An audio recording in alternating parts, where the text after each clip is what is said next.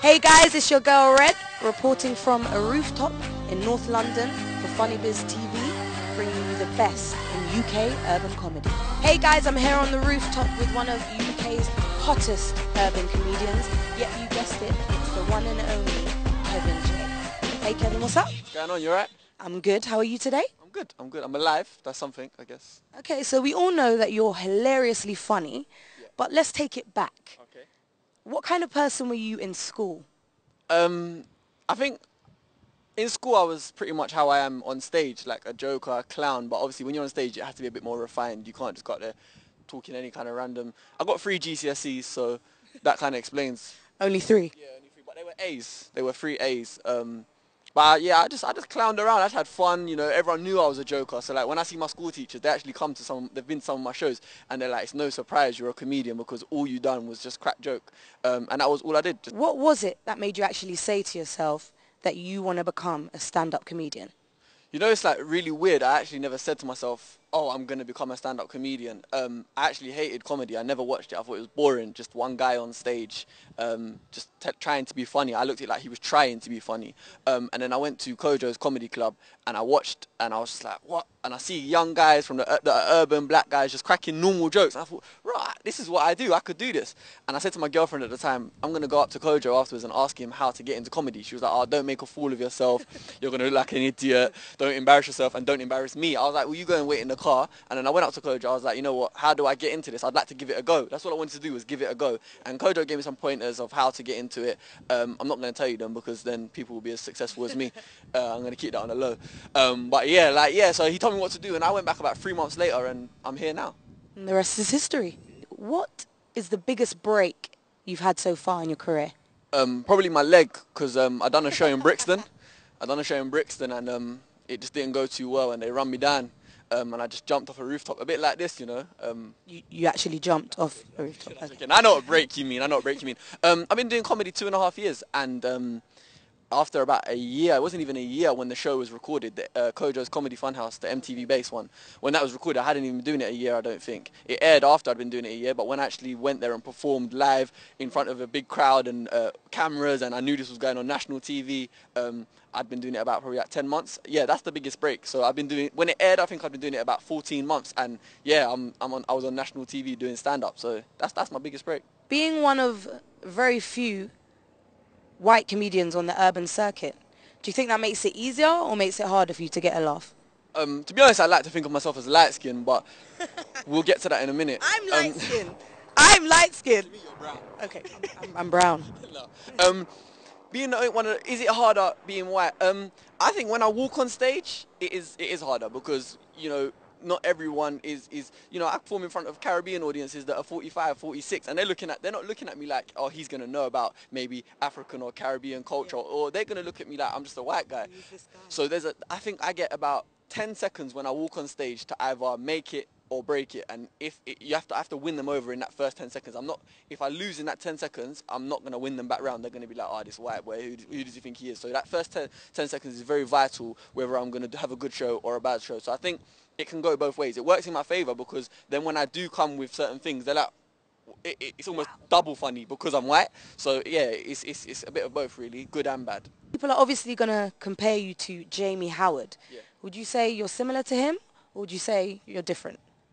I'd say I think we're completely different. And when he started doing stand-up comedy before me, I came on the scene after Jamie, and for the first maybe 6-7 months of me doing comedy, it was like, oh, there's another Jamie Howard. And then I think people actually sat back and said, hold on, no, the only similarity is that they're white. Our comedy is completely different. If you looked at both of our sets, the material, what we talk about, and the way we talk about it, completely different. I don't look at myself as the same as Jamie one bit. You appeared on Kojo's Comedy Funhouse on MTV.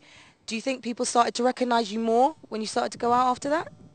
Yeah, 100%. Like people were stopping me in the street, like, it's Kevin J! Yeah, you're that white boy. That's all I got. Not even like. So I didn't really feel famous because, you know, to feel famous, they need to know your name. Yeah. But it was just like, oh, you're that white boy, and I'll be like, yeah, I am that white boy. But what white boy do you mean? And they're like, no, you do stand up. You're the comedian. I was like, and then I'll be like, yeah, and stuff like that. And like one of the funniest things, I went in T-Mobile and I wanted to get my phone exchanged, and I didn't have no ID on me, and he was like, but hold on, you're a comedian, aren't you? I was like, yeah. He's like, you're on MTV. I was like, yeah. He's like, ah, fuck that ID. Don't worry about it. I know who you are. He was like, so yeah, so I did get noticed more and more.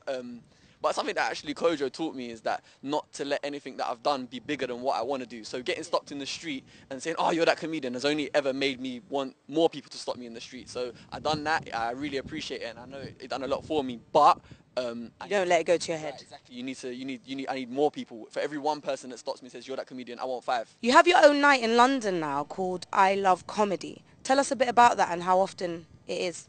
That is my comedy club that I put on once a month in North London. So yeah, it's a monthly comedy club, and by the name I Love Comedy, I just thought I wanted somewhere to perform. And when people did ask me, oh, where are you performing next, there was always somewhere for them to come and see me. I called it I Love Comedy because that is what I love, comedy. I now believe in love at first sight, because on stage telling jokes, I fell in love with comedy. So yeah, it's a comedy club, and it's my comedy club. It's my home. It's my second home. That's where people can find me. ilovecomedy.com is the website. Yeah, and it's just what my vision is for the comedy club is that I could be maybe like, I could merge the black comedy scene and the white comedy scene together, because more white people will come to my comedy club because there's a white person putting it on. But then when they come there, they still see the likes of Kojo, Eddie Caddy, Richard Blackwood, Babatunde, Slim, all the comedians that are on the black circuit. So I'm trying to make a brown circuit, or a grey circuit. Let's call it grey. Yeah, a mixed race circuit. Where everyone can come and enjoy it, because anyone can go to any comedy club, but you might just feel more comfortable that a white guy's putting it on. So yeah, that's it. Okay, and when is the next show? The next show is on the 27th of July. No, 29th of July, I think. It's the last Thursday of the month. Okay, last Thursday of every month. What do you think is the current state of urban comedy, and what do you think needs to happen for us to bring it through to the mainstream?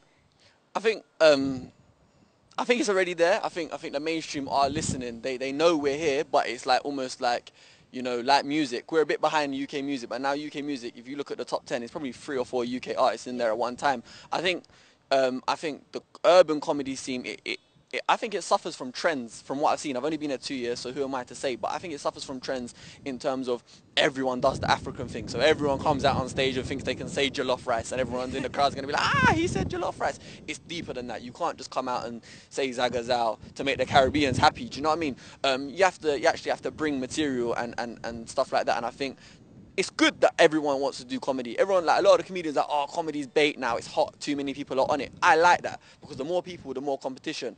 I think to get it to the mainstream, we need to take ourselves seriously. We need to take ourselves seriously. If we don't take ourselves seriously, no one else is. If we don't invest in our scene, who else is? Another reason why I started my own comedy night, so that we've got another room to perform in, and it's in North London. I didn't do it in Central, where there's already 3 or 4. Yeah.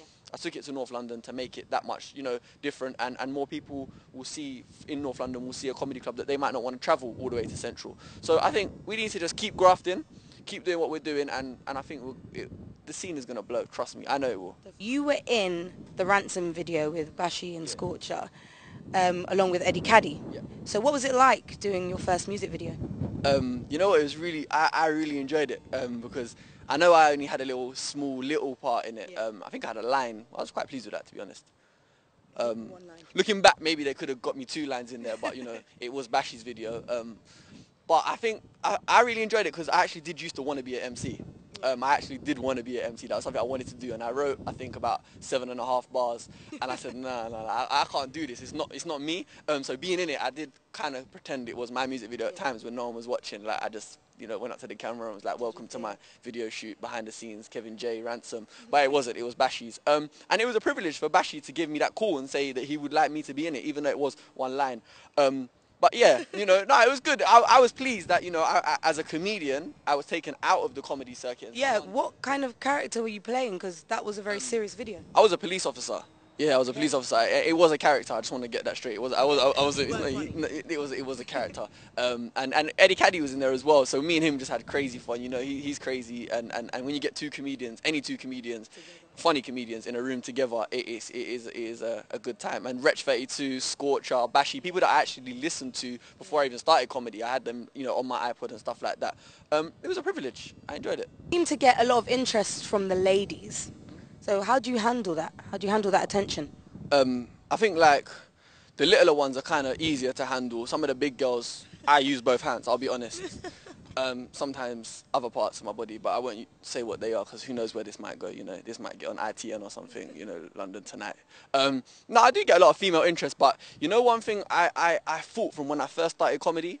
I walked past a queue of people. No one said a word to me. Yeah. No one said a word to me. I then went on stage, smashed the show, walked out, and everyone was like, oh my gosh, you're, they were on me. And I had to just say to a couple of girls, but I walked past you. I wasn't sexy then. I wasn't sexy before I was on stage. And I'm not saying I'm not a nice looking person or, you know, I'm not saying that, but I know that it's the stage appeal that does get the girls. So you need to just fish out the ones that just want you for that little bit of hype and stuff like that.